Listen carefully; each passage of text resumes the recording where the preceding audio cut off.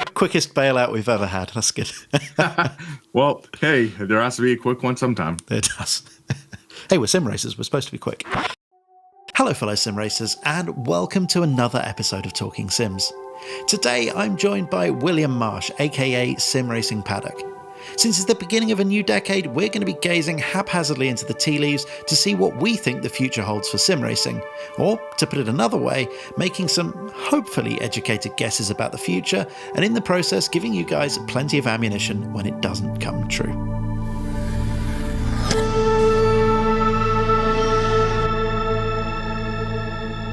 Hey Will, thanks for joining me today on the podcast. How you doing, man? Doing great. Thanks for having me. Cool. So we're going to be talking about the future of sim racing. But before that, maybe you can introduce yourself just in case there's a few people out there that aren't aware of the Sim Racing Paddock and the legend that is William Marsh.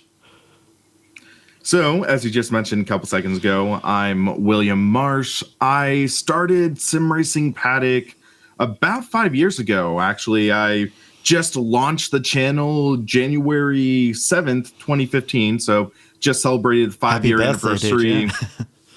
Well, thank you. And before that, actually, I was a head writer at Inside Sim Racing for roughly 10 months. And before that, I had been actively sim racing since roughly about 2007. And then I have just had a strong passion for racing games basically since I was maybe 4 or 5 years old. Yeah, it's the same old story. I should cut down this introduction section because everyone just lists the same games because we're all broadly in the same sort of age range and we all played the same stuff. So maybe I can just copy and paste it in just a little bit of text or something while we get on with the main bit of the interview normally. Well, how many people in this video have mentioned Hot Wheels Stunt Track Racer? You would definitely be the first. So, all right. Well, there's a new one right there. It's a new one on me. I never played it. Micro Machines was my jam, and I assume they're kind of on the same sort of ballpark. There, are we? Kind of, but yeah, I remember Micro Machines being the top-down racer, and then Stunt Track Racer was basically an interactive FMV that had set trigger points and stuff like that, but still, you just love that as a kid. Did it have some of that crazy new 3D technology? Yeah, and it was like doing barrel rolls and jumping down an entire staircase, avoiding a cat. And that's just the first level. Oh, I'm sold. Right. Speaking of looking backwards, I think the best way to frame this discussion about how sim racing may potentially progress over the next decade is to look at where we were 10 years ago.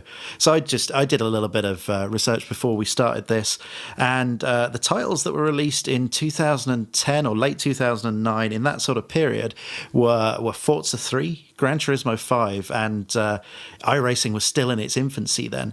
But we didn't have a huge number of what you call the sort of hardcore racing sims. There was a big bunch around the mid-2000s with titles like R Factor and the GTR games. And then in 2013 and 2014, we had a whole bunch of other titles sort of rejuvenate everything, like Assetto Corsa and R Factor 2 and Race Room, and all of those games sort of turned up at the same time. So I think actually 10 years ago, things weren't looking so great for the, how should I say, nerdy end of the sim racing market.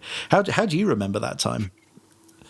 So 2010, kicking it off, it was definitely interesting because if I remember correctly, in roughly January of 2010, the Logitech G27 was released, and many people in the sim racing community still regard that as an incredible sim racing wheel, just about bulletproof, just also is one of the best turnkey solutions. You have the wheel, you have the pedal set with the clutch included, which is something you can't really take for granted now. It also had an H pattern shifter. And even look at now, the Logitech G920 and G29, you have to buy the shifter separately. So it's truly it's a whole extra wheel. like $30 or something for the shifter, isn't it? It's I think it's like 60. Is it really? Wow, it's 30 in the UK. Yeah. I think Logitech's really cheap in the UK. It's great at the moment. Huh. But no, you're absolutely right. while the software market was maybe a little bit stagnant, waiting for the next big thing, although I think quite a lot have been announced, but not yet turned up. Yeah, I mean, literally, sim racing at that point was something almost like a hurry up and wait. We had the announcement for rFactor 2 all the way back in 2010, and maybe even some teases in 2009. And a lot of the modern day sim racers might not realize, but rFactor was a juggernaut in the sim racing world. It was basically, in that day and age, equivalent to what Assetto Corsa is now. We have hundreds, if not thousands, of quality mods and quality tracks in rFactor.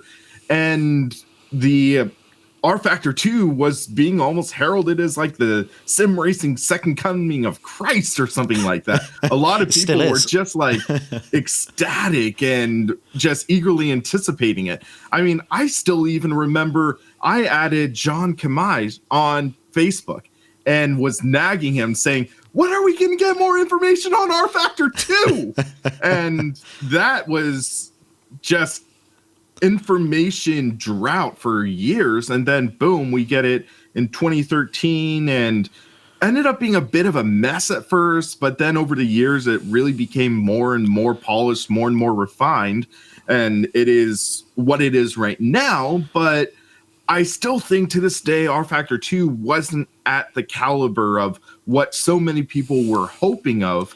And at the same time, we also had the second track, which was actually the Kuno Simulazione / Netcar Pro rFactor, or not rFactor, Assetto Corsa element, where Netcar Pro was kind of almost like the rFactor 2.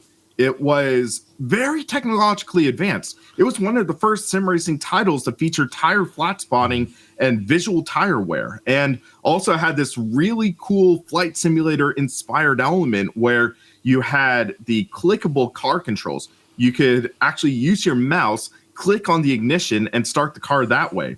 And then Assetto Corsa is now like the equivalent of rFactor. It's the incredibly open-ended, it's the incredibly widespread title that allows you to have so many mods, so many cars, so many tracks, and also modify the user interface to really bring it to a level that like the developers likely never anticipated it would reach. It's fair to say that Assetto Corsa looks absolutely nothing like it did at the point in I think it was 2016 when Kunos released the final update for it.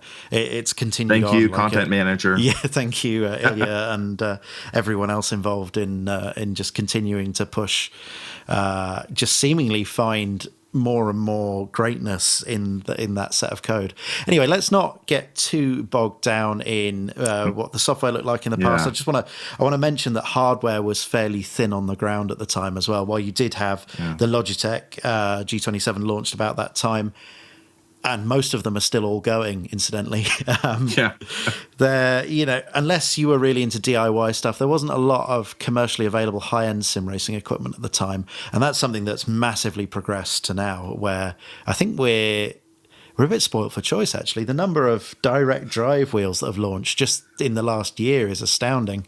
More on that particular bit a little bit later, I think, when we move on to talking about less European and American-centric sort of sim racing stuff.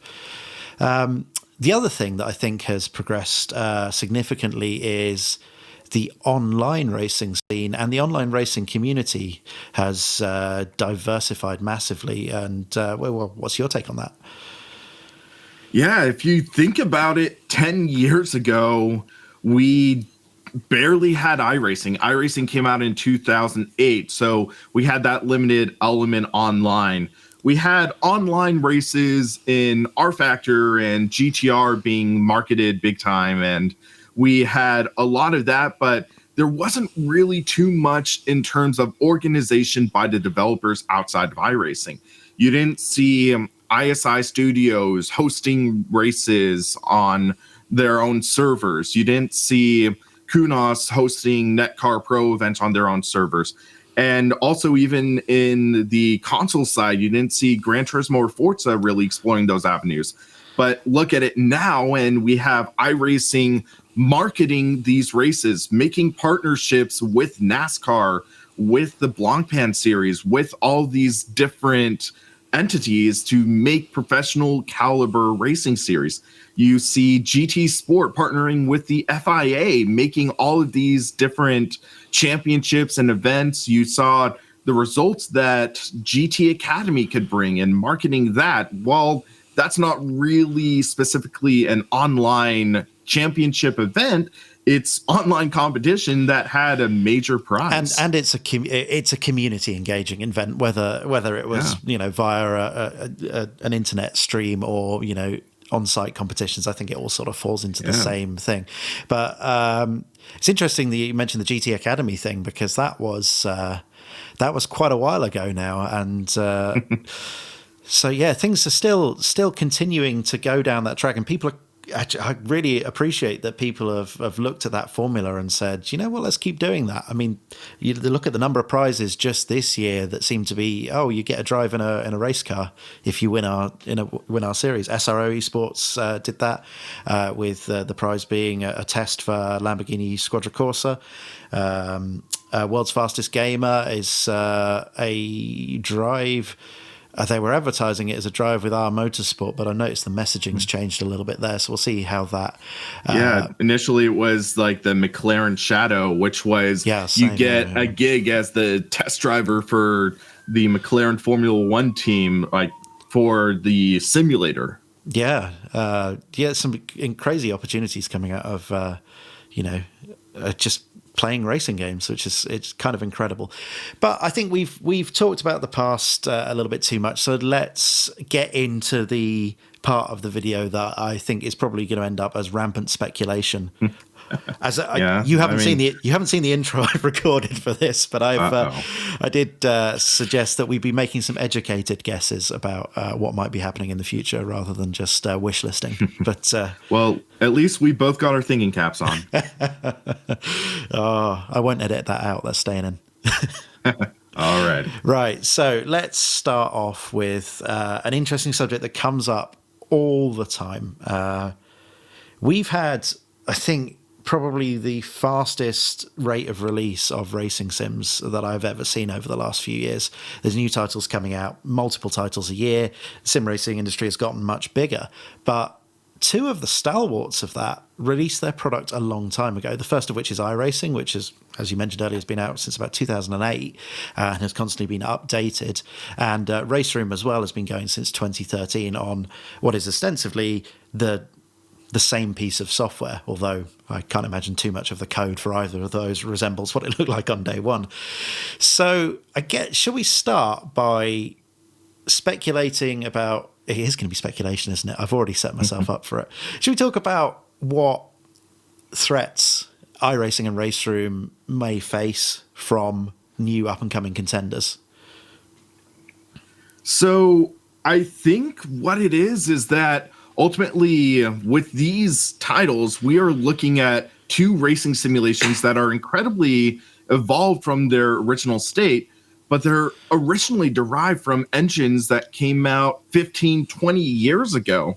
iRacing's DNA can be traced back all the way to the NASCAR Racing Papyrus and the Grand Prix Legends titles, which are great titles, but they're also almost 2 decades old. So you look at that, but at the same time, they've evolved it so much. They have added so much content. They've added so much elements to it. They've added day to night transition. They're planning on adding weather. They're adding tire wear in a more dynamic sense than what it was originally planned. So what I'm wondering is if there's going to be a point of where the engine just simply says, I've had enough. And there's going to be this sense of they hit a wall, figuratively speaking, where they can't add more to it. They come across these limitations and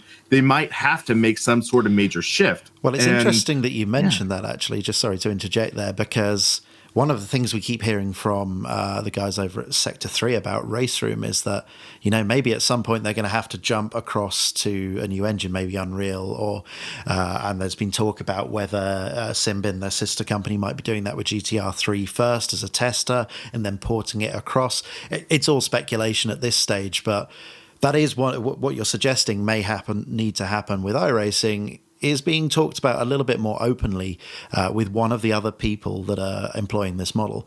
So I think you're not far off the mark there. Yeah, and then as you mentioned, Simbin and Sector 3 Studios are sort of sister companies, and they've been open in talking about GTR 3. What the original plan was them using Unreal Engine 4, and then whatever advancements, whatever technological increases they make would trickle down to their free-to-play counterpart in the form of Race Room.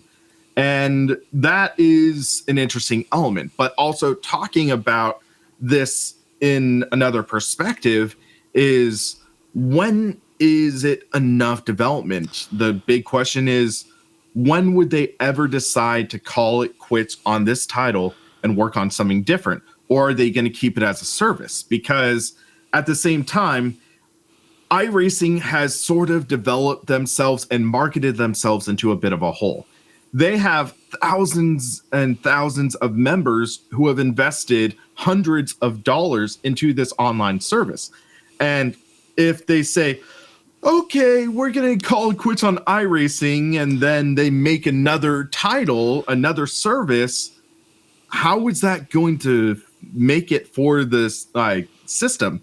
Recently, as an example, there's these TV streaming services, these movie streaming services. There was Ultraviolet, and Ultraviolet was the digital movie service, and they slashed it. They killed it off, and they said, okay, we're going to give you an opportunity to transfer all of your stuff to Voodoo or another digital library. But ultimately, a lot of people were slighted because a lot of the content they invested ended up basically being worthless. And the question is, would something ever happen like that for iRacing or Race Room, where that content? It's a really good question, because it's the iTunes model, isn't it? You're essentially licensing the content, and even if you did own it outright yourself, it's not as if you can port it into rFactor or Assetto Corsa and do anything with it. It's largely useless. So you're right; they do have to continue on, and I hope they do. And personally, my gut feel is that at some point, inevitably, they won't be able to continue to alter the system based off of its core, and they'll have to jump to a new system. And I'm sure there'll be some hiccups in that, but iRacing's a juggernaut. Yeah. I can't see them coming. Yeah, I can't see them coming unstuck on that one. So let's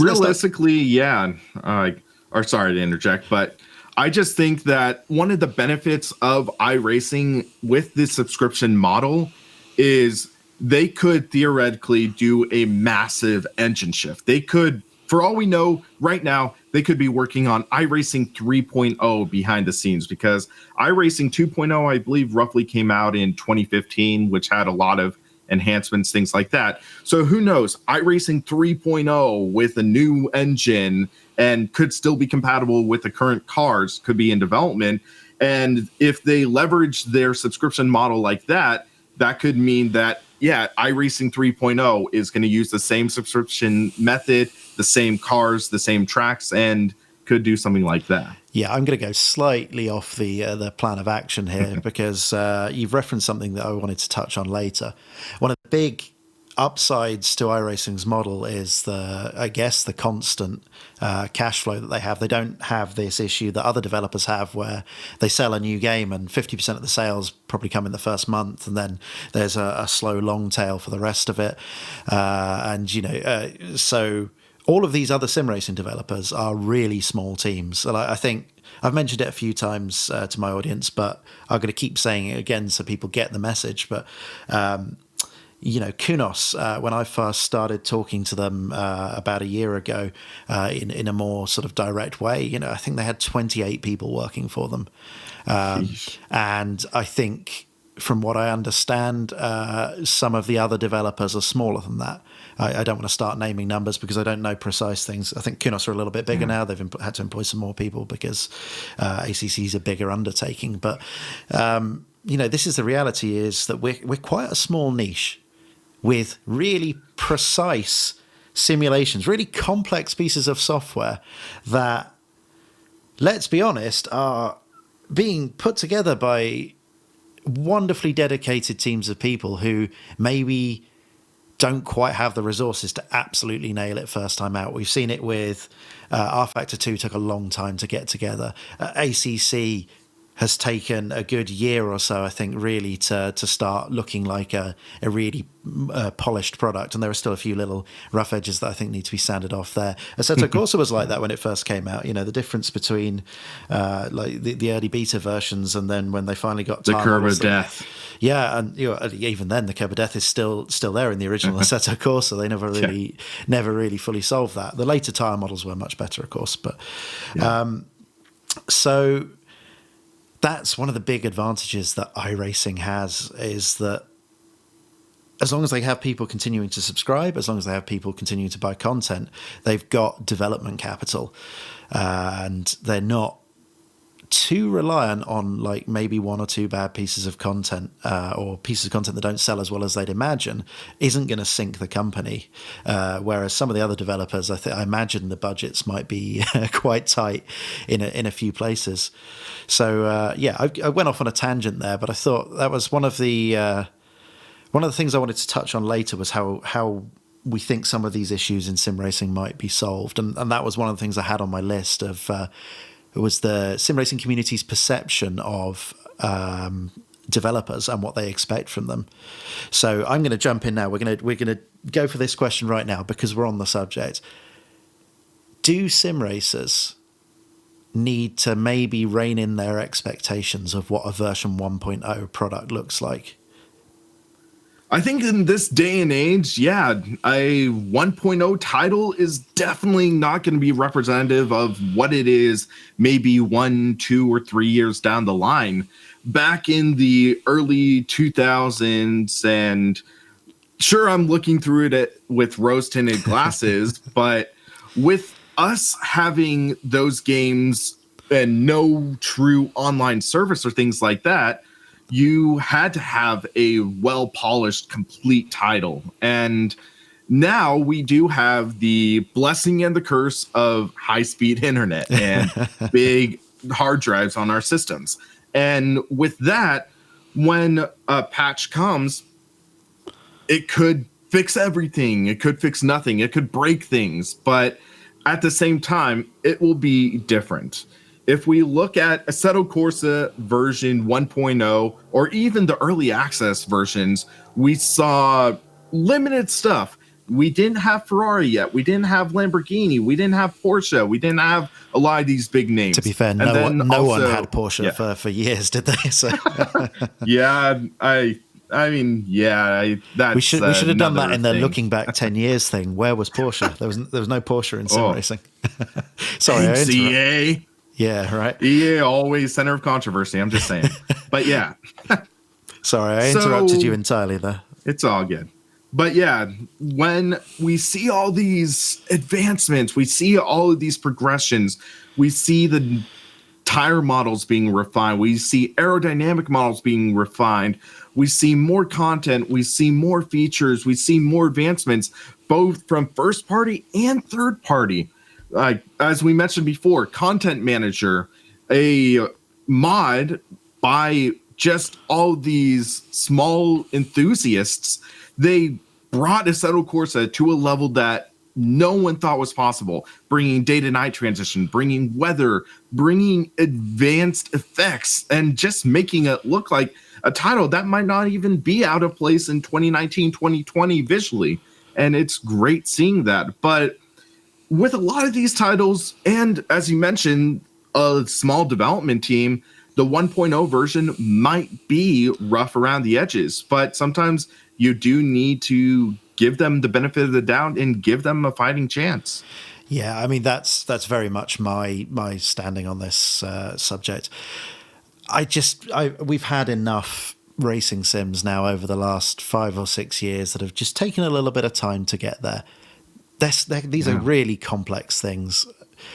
I would love it if AMS2 drops later this year and it's perfect right from the word go. They might even have the best chance because they're working with within the confines of an engine that's been known about for quite a long time. But it still won't be perfect. There will still be things to solve. And I think, the community could just calm down just a touch and wait for the good stuff to come. Anyway, let's move on before I end up saying nasty things about all the viewers, which is always a good plan on when you're an influencer of sorts. So we've been talking about I know it's a bad word, isn't it? I just hit. I've got a problem myself where I'm now legally defined in the UK as an influencer. There's a certain number of sort of followers and stuff. If you hit. It's legally defined in law now, and there's certain rules I have to behave by. So that's basically the YouTuber equivalent of having a black belt and having you register your hands as deadly weapons.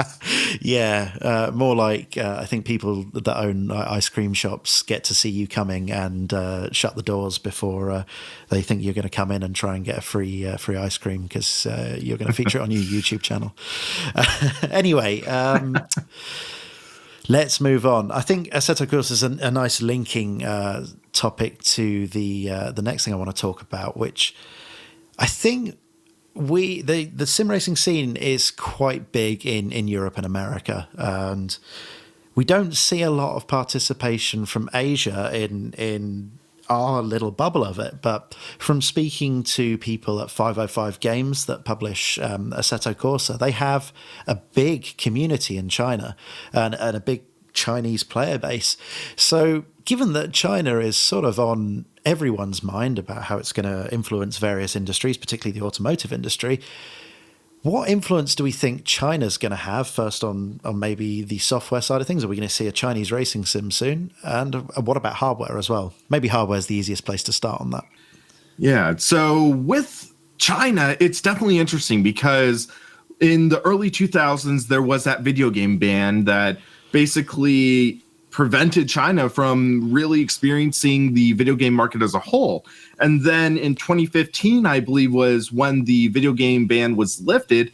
So now it just opens up this incredibly large market, and we see new products coming. We see this new Simagic M10 direct drive wheel, which is trying to bring the high-end market a little down lower.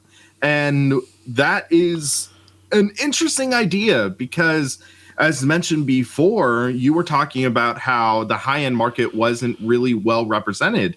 But now we do have this direct drive wheel and rim set that apparently is going to be retailing for roughly the 1,000 or maybe even below mark. And we are seeing this. And then what happens if a Chinese company decides to make a belt-driven wheel? We know China has the tools and stuff because the Thrustmaster T-Series wheels are made in China. But what if a company decides, okay, we can make our own and distribute it from there? And it's interesting to think about. Yeah, I mean, obviously we haven't seen any sort of clone products as far as I'm aware in the sim racing scene, and it seems to have sort of not that I know of. But I think they've sort of we've jumped past that stage, and you've got original equipment manufacturers right from the word go. Yeah, but what's interesting though is Simagic, they are releasing another wheel on their website. I took a look at it, and it looks really close to a SimiCube 2. It does, yeah, and the rim does have a little bit of a resemblance to the Cube Controls rim as well. So perhaps I was being a little bit hasty with that. But no, I take, who knows? But that being said, the in the interest of fairness, the Midge motor is a Chinese motor.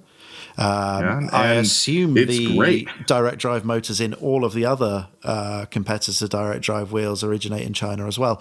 So, just in the interest of balance there. Belt-driven wheel's an interesting idea.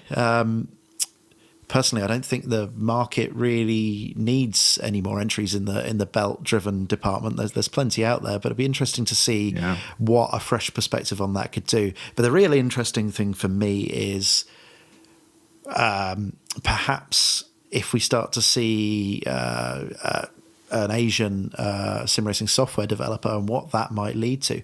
Because I'll tell you what, there's some damn interesting Asian racing series. I'm not saying that we desperately need a Japanese retailer, but why on earth is there not a Super GT based game? Well, we already have an Asian video game manufacturer, Polyphony Digital, of course, out of Japan. So we have that. That's definitely been one of the standards, and what really brought many people, myself included, into this subgenre, into this niche, where you start looking at these titles and you just say, hey, this is pretty awesome. So we have that, but yeah, we don't have much else in that sort of field. We have like a lot of these Asian like demographics that really enjoy other genres. We see Overwatch being incredibly popular. We see League of Legends being very popular in South Korea, and you see these mega complexes being completely sold out, and you see these massive competitions for incredibly huge purses. And I know a lot of sim racers think, yes, that is the end goal. That's what we want. And we see all of that, but I think as time goes on, there are opportunities for more Asian representation to be there. We are seeing more Asian racing series, as mentioned, Super GT, Formula Nippon. We see all of these different racing series, and granted, Gran Turismo does have Super GT cars. You do have the Nissan GTR from a few years back in R Factor 2, but there isn't much representation. We might want to see a full-blown Super GT game. We might want to see that in the near future. What do you mean might? There's no doubt in my mind. Okay, we do want. Okay. I told the audience this wouldn't be wish listing, and we're about 30 minutes into the video, and I'm turning it into a wish list. But yeah, you highlighted a really good point there, actually, which is that I did the thing that I always tell my audience off for, which was I sort of got a bit focused on like the hardcore end of sim racing, the really nerdy, detailed sims, and sort of forgot all about Gran Turismo, which is where I started as well. So apologies to everyone there. I love Gran Turismo, and I feel very bad that I forgot about Polyphony. But that something you mentioned there gives us an excellent segue into the next topic of discussion, which is esports. Yeah, I know there's people groaning in the audience because I've talked about esports with a lot of people on this show. But this might be a more interesting topic of discussion because we're going to be talking about the future. There's a lot of interest, and in particular money, has been pushed into sim racing scene via esports in the last couple of years in particular. But as far as I've seen, it hasn't really captured a massive audience, with the possible exception of the F1 eSports series, which this year seems to be getting a little bit of a foothold. But everything else seems to be struggling. What do we think the long-term impact of eSports is going to have on sim racing? Big question, that one. Sorry. So eSports, it's kind of a double-edged sword, because the thing is, eSports puts sim racing on a pedestal for everyone to see. If we look a couple years ago, there was the Vegas Visa e-race that used R Factor 2 to have this massive like broadcast sim racing event. And we look at it and it was a total mess. It had so many issues. The winner of the race ended up getting penalized because the fan boost that was simulated ended up being stuck on, which gave him an extra 3 seconds a lap. And it ultimately was a rushed together, cobbled mess. And the thing is, it's not R Factor 2's fault. And granted, that exposure did help. So from what we saw from the Vegas E-Race, we did see a spike in ownership and a spike in people playing R Factor 2. Granted, it was a bit of a smallish spike, but there was a spike, and there were people who were able to experience R Factor 2 and people who were able to enjoy it due to an admittedly poor race. And we kind of see that. But the thing is, as time progresses, I expect there to be more polish. I expect there to be more refinement and more marketing, because sim racing is now getting more and more attention in some ways, but it does need to be marketed. For example, there's the NASCAR, I guess previously it was a peak antifreeze series. And the thing was, NASCAR didn't really market it well, except for the final championship event and giving the championship to the winner at the end. But if it was marketed a little better, if there was more exposure to it, that would bring more people in and have people able to enjoy it. Yeah, I totally agree. This is a hill I'm willing to die on very much. My experiences this year with the SRO series have been similar.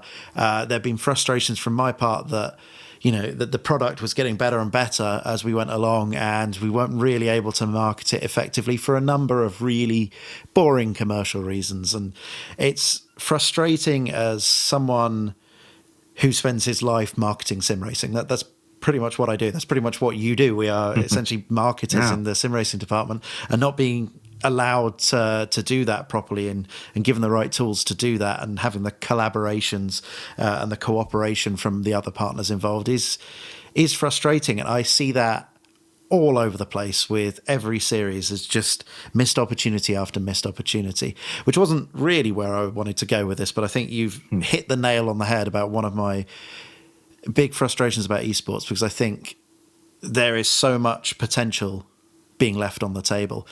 And hopefully, to carry on with your last point, as time progresses, more polish will be applied and a better marketing plan will be put together, and hopefully we'll reach an audience, because there's this big question. I'm going to ask you it, and I try to ask everyone this, is who is the audience for racing esports? Is it sim racers or is it motorsport fans? I think it's a bit of a mix of both, because there are the elements of sim racers, and the kind of esports series is this kind of goal that people would want to accomplish. It's like in the world of real racing, it is, you look at the Daytona 500, and as a kid, you dream and say, yes, I want to be in that. You look at the 24-hour Le Mans, and you're saying, yes, I want to be at the top of that podium after that race ends. And that's kind of like a dream. As a sim racer, one of our dreams is we want to be a winner. Racing, you want to win a race. And you want to win the big ones. You want to win the big races.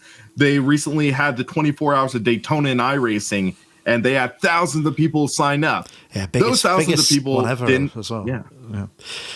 Yeah. Those thousands of people didn't sign up to run fifth. They didn't sign up to try to run second. They signed up because they felt they had a chance they could win. And it's that mentality, it's that competitive mindset that drives us.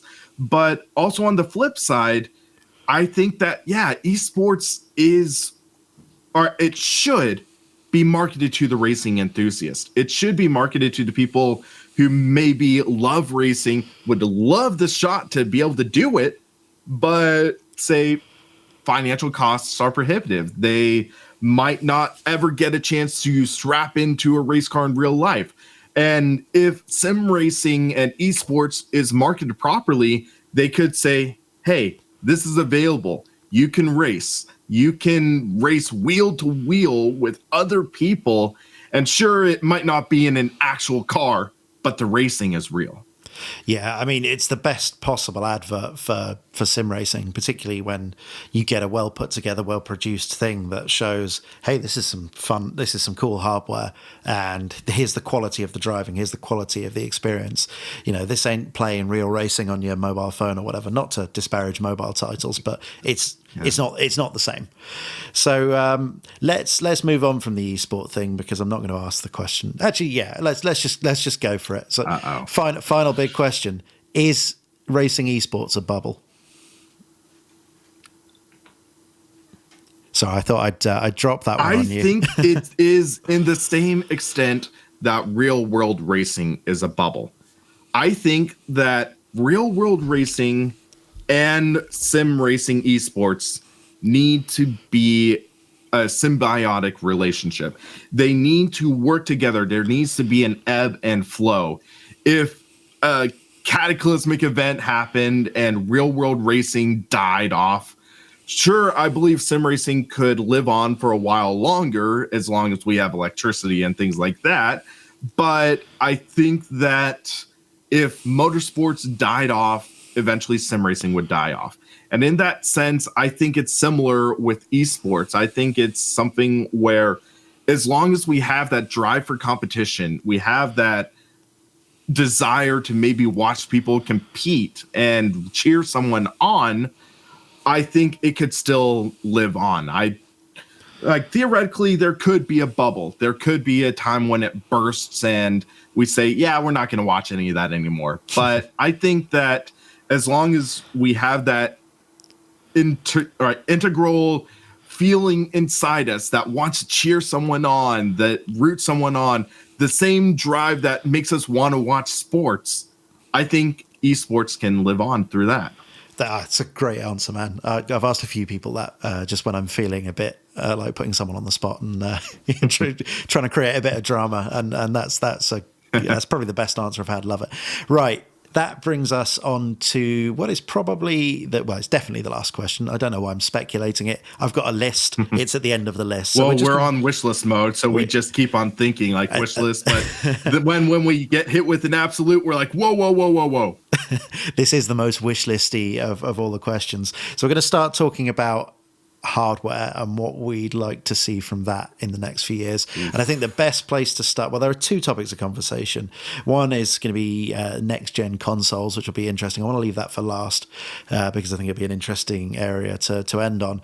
But let's start off with talking about virtual reality. It's something that's had I think it's done better in sim racing than it has done perhaps in other areas of gaming. I think sim racers have taken to VR fairly well.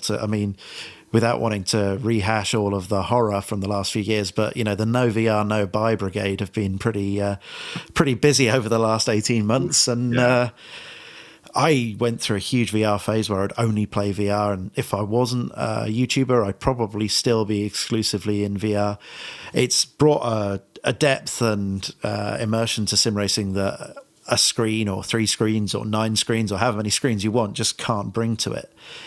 First of all, how do you feel the implementation of VR has gone in sim racing thus far, and what would you like to see from the future? Well, with virtual reality and sim racing, it truly is an incredible experience. It really is, where you get almost as close to being inside the car as possible. Sure, you're not feeling the G-forces, but at the same time, the kind of size representation, the world scale, the field of view is something that just is truly unmatched. Sure, you get the monitors, like my triple monitor setup I have right here, and you get a wide field of view, but you don't get the 3-dimensional movement. You don't get the head tracking. You don't get that kind of perspective of being in the car. With monitors, you're looking through screens through a window into a virtual world. With virtual reality, you are in that world. And I'm kind of in the same boat. If I was stuck with one setup and not a sim racing YouTuber, I would likely stick with virtual reality. It is that great. Granted, I might have a monitor set up for longer races because you do get pretty sweaty unless you have multiple fans blowing at your face, but you kind of get that really great feeling of being in the car. And sure, in this day and age, there are limitations. You need a powerful system to power even a baseline virtual reality setup at 90 frames per second. The screen door effect is largely mitigated compared to what it was with like the Oculus Rift developer kits or my CV1 that I personally own, but you do still have that a bit. And I think as time goes on, we are going to see increases in resolution. We're going to see increases in fidelity. We are going to see maybe even higher frame rates in a headset. But on the flip side of that, we need to also wait for the advancements in hardware.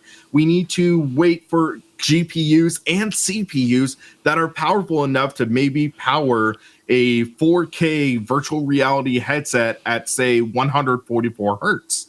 You need to wait for the technology to catch up to that.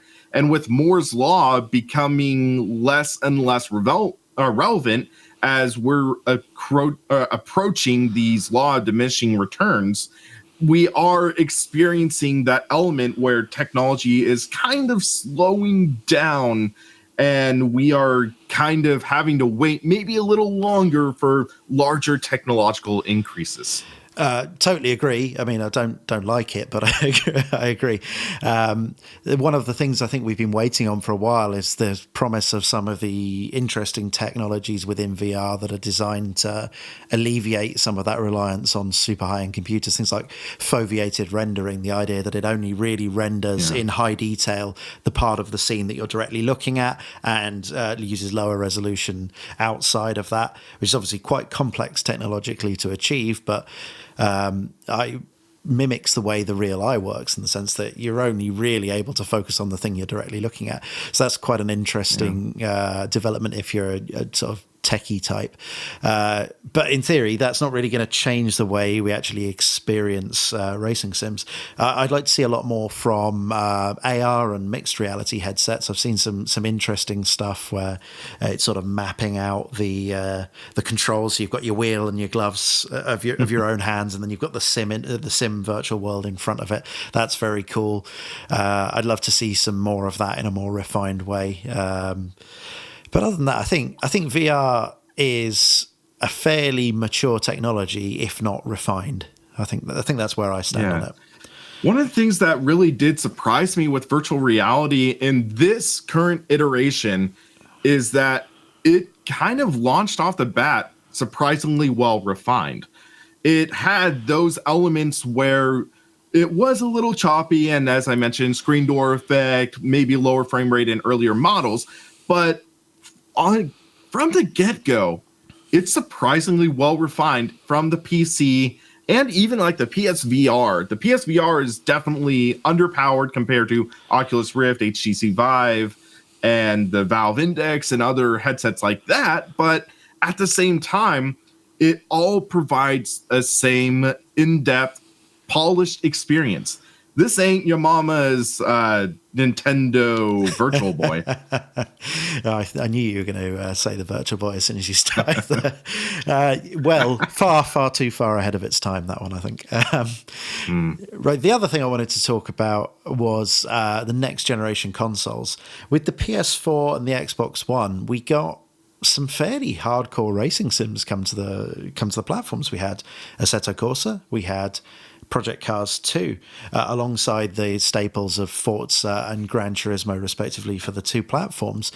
Do we think that another generation, another step forward in technology, so where the consoles essentially catch back up to where PCs are, we'll see a couple more sims jump across and give console-based players a taste into the dark and terrifying world of thus our nerdy end of the sim racing market? I think this generation more than ever is one that we might be able to see more, or this upcoming generation, I should say, is the one that we are likely going to see more and more potential. Because with this last generation, the Xbox One and PlayStation 4, as well as even the Xbox One X and the PS4 Pro, those had a lot of GPU power, but not much in the way of CPU power. We look at that and we see the the AMD Jaguar platform. I got my Jaguars mixed up. But we that's definitely longer than 10 years ago, that one. Well, but yeah, we had these great graphical powerhouses, but the CPU struggled because if I remember correctly, even the most powerful console of this current generation, the Xbox One X, that had a CPU clock speed of roughly 2.6 gigahertz or something like that, which is a far cry from the systems we get now. But in this next generation, the PlayStation 5 and the Xbox Series X, we are going to be actually seeing them move up to a Ryzen 3000 system. We are going to see them using a Ryzen processor, which I believe, if early leaks are kind of able to be believed, then we might be seeing CPU processing speeds north of 3 gigahertz, which might be able to be easier to port simulations to. Because if you look at this past generation, yes, we did get Assetto Corsa. Yes, we did have Project Cars 2. Yes, we did have sim racing titles, but we did see them being noticeably gimped versus the PC version. Stick a full field of AI in Assetto Corsa on a PS4, and it is going to be a slug. Well, it was limited to 16 anyway, and it wasn't 100% perfect. I mean, my viewers have heard it a million times, but my I've been sim racing since I was about 8, but I took a break, and my reintroduction was with the launch of Assetto Corsa on PS4. I only lasted for about 3 or 4 weeks on PS4 before I decided I needed to upgrade my PC and do it properly. But come to the dork side, we got pie. Indeed.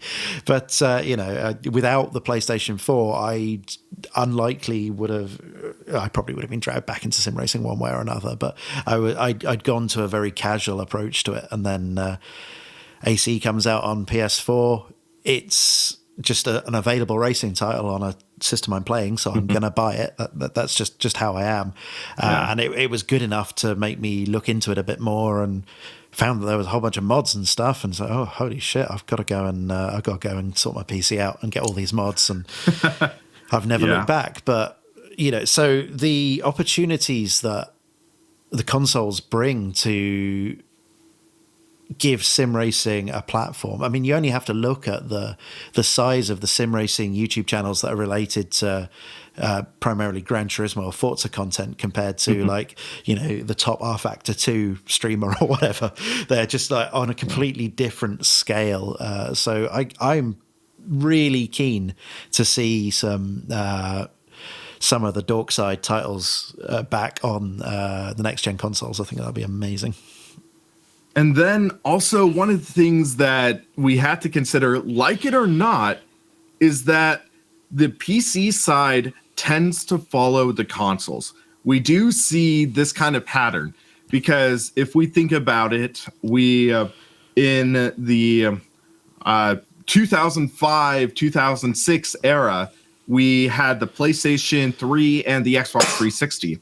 In that year, in that time frame, we got R Factor, we had GTR 2, we had Netcar/Netcar Pro. We had these different racing titles available, and they came out roughly around this time frame.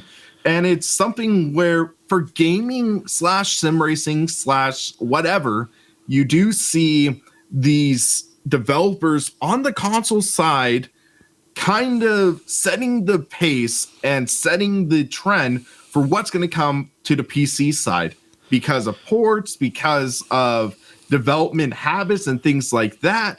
Because if you think about it, development tools for games for consoles are now going to be shifted over to the development kits for the PlayStation 5 and the Xbox Series X. We're going to be seeing that. So there's this new kind of ceiling that we get to see, and we get to also experience that kind of trickle down effect on the PC. Sure, there's also the people who develop exclusively for PC and have the bleeding edge technology and everything like that. But also, when you are developing for games and stuff, you do have to factor in the lowest common denominator. And now, with this new generation, that denominator has gotten a little higher. And of course, there's hardware as well to take into account. Fanatec now make a direct drive wheel that's available for the PlayStation, the Xbox, and the Madbox. No, let's not mention that. Let's not get there. But so hardware choices. Let's not open that can of worms. Hardware choices are much better now for console-bound gamers. So I think, personally, the next-gen console crowd have a lot to look forward to. Yeah, and what's interesting with this upcoming generation is there is a strong focus on backwards compatibility. We are hearing all of that. We're hearing that the PlayStation 5 should be compatible with all previous generations, all the way back to PS1. We're hearing that Xbox Series X games will be able to work just fine with Xbox One games and maybe even previous generations as well, especially given their pretty stellar track record for making Xbox 360 and Xbox games compatible with this past generation. I would definitely not doubt that the Xbox Series X might allow for having more backwards compatibility. I wouldn't think they would just throw away all that work. But also, we've been hearing that this backwards compatibility is also going to apply to hardware. I believe Fanatec did confirm that they are going to be having their hardware compatible with at least the Xbox, if not the PlayStation. And that's truly great to hear for people looking to make that investment, looking to make an investment into $1,000+ equipment that they are going to say, yeah, it's not going to be obsolete in a couple of years. And that's a great peace of mind to think about. Yeah, very much agree. And I think that pretty much brings us to the end of all the questions I had. I think I've left it far too late. I normally try and do this while people are still paying attention in the middle. But William, if you want to just give a plug to any of your sort of social media, obviously I'll put all the links to Sim Racing Paddock YouTube and the website and stuff in the video description. But if there's anything you'd like to plug or anything you've got coming up, now would be a great time. All right. Well, my next review I have planned is going to be covering the Semitic K2 cockpit. I definitely have had that as one of my most requested items to review, so I'm hoping it's going to be a great review. And also my Sim Racing System Championship.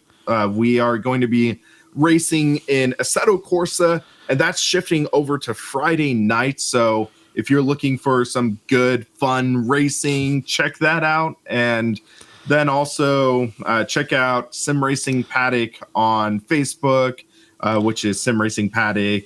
Just read the hat. And then Sim R Paddock on Twitter and Sim Racing Paddock, one word, on Instagram. Also have a Discord channel, which I'm not sure if I'm going to get in trouble for plugging my Discord. No. Chris has one. No. It's cool. Okay, it's cool, okay. I just wanted to make sure. But yeah, have a Discord where if you have any questions about anything sim racing, we have a lot of great guys who can answer any questions, or maybe not any questions, but maybe a lot of questions you might have. Yeah, it's best to caveat that, isn't it? Discord is the Wild West as far as I'm concerned. Right. So I hope everyone found that vaguely interesting. I hope even more that William and I didn't make too many bold predictions that you're going to come back in 5 years' time and call us out on. I think we were reasonably sane, weren't we? I think, maybe a little irrational in some spots, but hey, Like irrationality is kind of par for the course when it comes to racing. Well, I just want to just caveat the whole thing by saying I've been drinking all day, so that explains all of my answers. Yeah, I can't use that excuse because it's 1:22 p.m. here. Yeah, I won't. I won't say I'm not a little bit jealous of the California location, dude. So, anyway, it has. Well, when it's on fire, it's nice. Well, yeah, there is that. There's not a lot more I can say to that. So, thank you so much for joining me, dude. It has been an absolute Thanks pleasure. for having me. I hope everyone found the video interesting. If you did, it would be great if you could hit the like button and subscribe to the channel and, of course, to William's channel. So I guess all that's left to say is goodbye. Thank you for watching and enjoy the rest of your day.